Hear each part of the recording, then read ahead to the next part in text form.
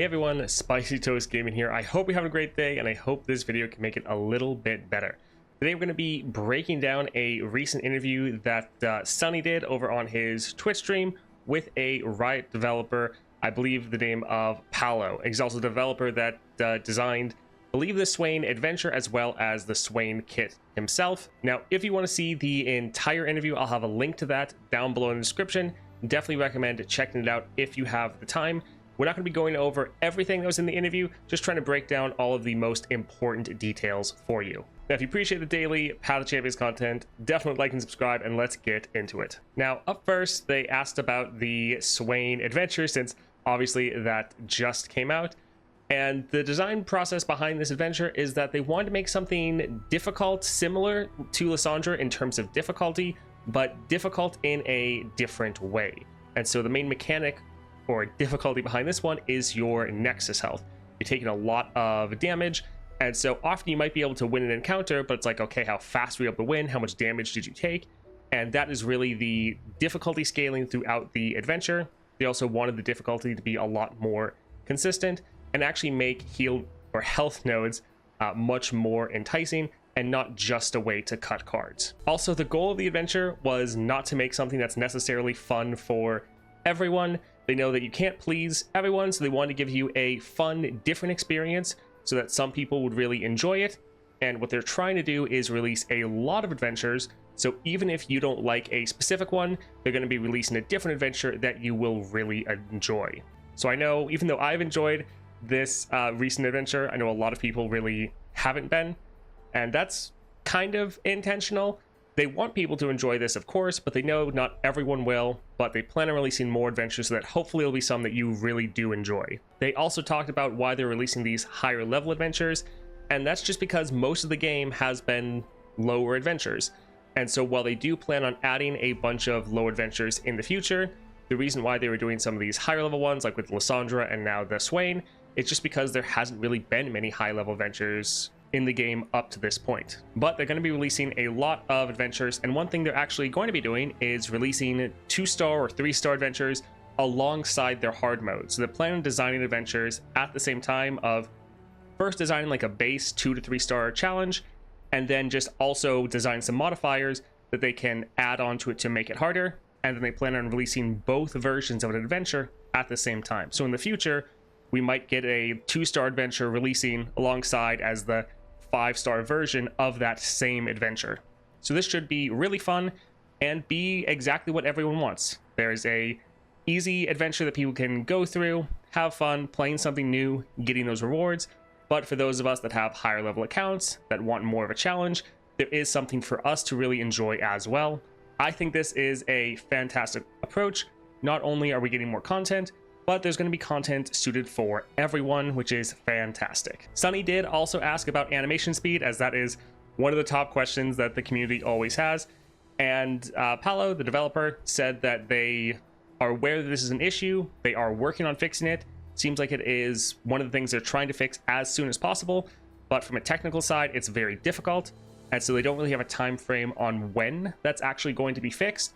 But that is something that they are aware of and are trying to fix as soon as possible. Another question was asked about the resource distribution, as in how we're getting the different resources in the game and where we're getting them from. And the developer actually had a very interesting response, which I know many people might disagree with, but I actually really liked. So they are very aware that not all content is enjoyable for everyone, especially like the monthly challenges.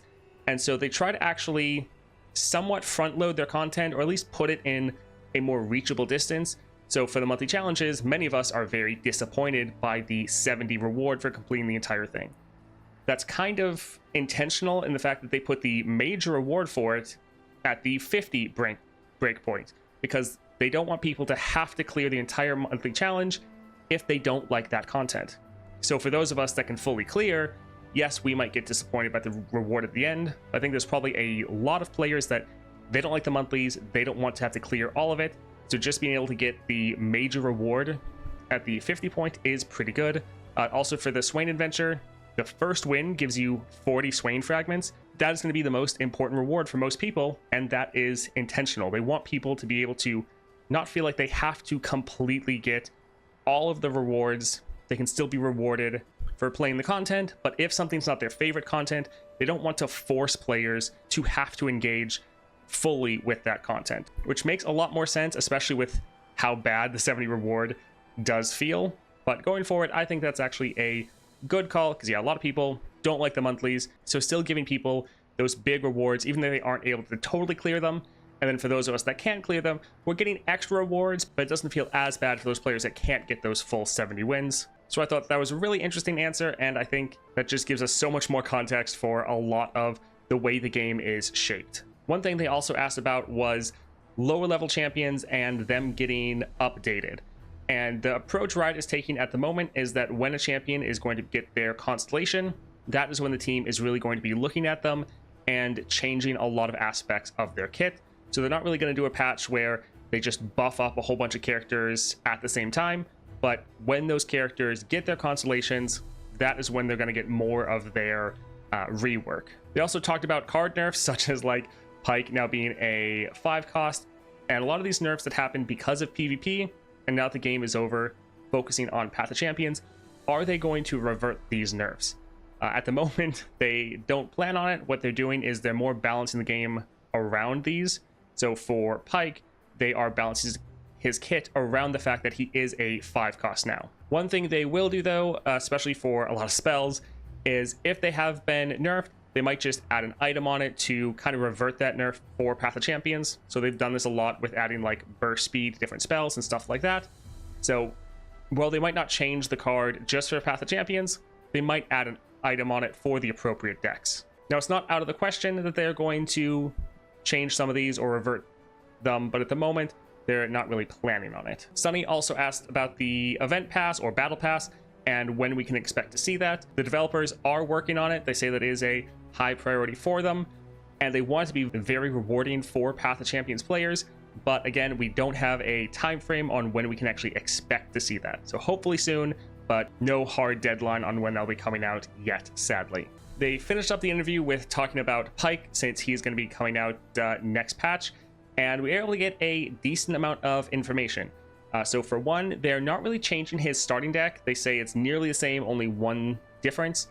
So that is interesting, but his star powers have been completely reworked, so they are completely changed. One thing that they revealed was the second star power, which had +1 starting mana and round start. If you have the attack token, summon a ephemeral Sharkling. That is your 1-drop, which is a lurker. So this is really nice. It's always giving you a unit that you can attack with, so you can try to trigger that lurk effect. Often with Pike, you'd sometimes have to take bad attacks just because you have to try to get your lurk off at least once per round, but you knew it would be a bad attack, your units would die. This is kind of solving that problem. So you have a expendable unit you can freely use and attack with. This will be very nice. Also note this says round start if you have the attack token, not just when you gain the attack token. So you can't really abuse this or game the system. It's just going to be a free unit you get every round if you have the attack token. So overall, a pretty interesting 2-drop, and I think it's very interesting that they'll actually be willing to go back and just completely change the star powers for champions when they're updating the constellations. I think that's pretty cool. Now, they did also reveal part of the constellation. Here on screen, I'll throw up the Star of Legends. So support champs have Mariner's Ruse. That's the item that you used to be able to grant your units through your star powers. That gives them 1/1 as well as lurk. They become a lurker. So just a nice way to be able to buff up whatever support champion you get and make sure it's also going to count as a lurker. So that's pretty nice right there. They also revealed the 4-star power that he is going to get. So the 4th star power is always something that is a power that's already in the pool of available powers for you to be able to get. And it's just one that works for the champion. So here they're able to give him a lie in wait. Allies everywhere that cost 3 or less are lurkers and have lurk. Now, this is one that we thought they might give him. I didn't think they would because he had so much lurk from his other star powers. But since they're changing those star powers, this makes perfect sense. It's an easy way to just get a lot of lurk for your units. And this should be really nice, especially because this is just allies everywhere. So when you pick up cards, add them to your deck. As long as they're below that 3 cost, you know they're going to be lurkers. That's very nice. They finished, though, with part of the 6th star power. So you see the bottom part there is redacted, but it says your spells everywhere have lurk. So we don't know what that second part is, but just that alone is fantastic. With Pike, you often want to avoid like almost all spells, as most spells didn't have lurk on them. So if you tried to attack and that spell was sitting on your top deck, you wouldn't get your lurk effect off. So normally you just wanted to cut all spells from your deck. But this is really nice, just making sure you don't have to deal with that problem anymore. They did say they have a lot of different ways throughout the Constellation to just make sure pretty much everything is going to be able to activate lurk, which is pretty nice. I look forward to seeing the rest of the kit, but so far what they've shown is very good. Overall, as far as closing thoughts about the interview, I thought it was great. Good job to both Paolo as well as Snnuy. Again, check out the link in the description if you want to be able to see that. It was great to get kind of the thought process behind a lot of the changes that Riot made, because there's a lot of things that they do that might seem like a mistake because you don't understand what they're trying to go for. And so it's just great seeing the thought process behind the devs and their decisions. Now, I know there's going to be some of these decisions that the devs make that you might not agree with, but I think it's great that we get more of an understanding of how the game is made and just what the devs are thinking when they are making these different decisions. Overall, great interview. Definitely check it out if you want to see the full thing. And I hope you all have a great rest of your day. See ya.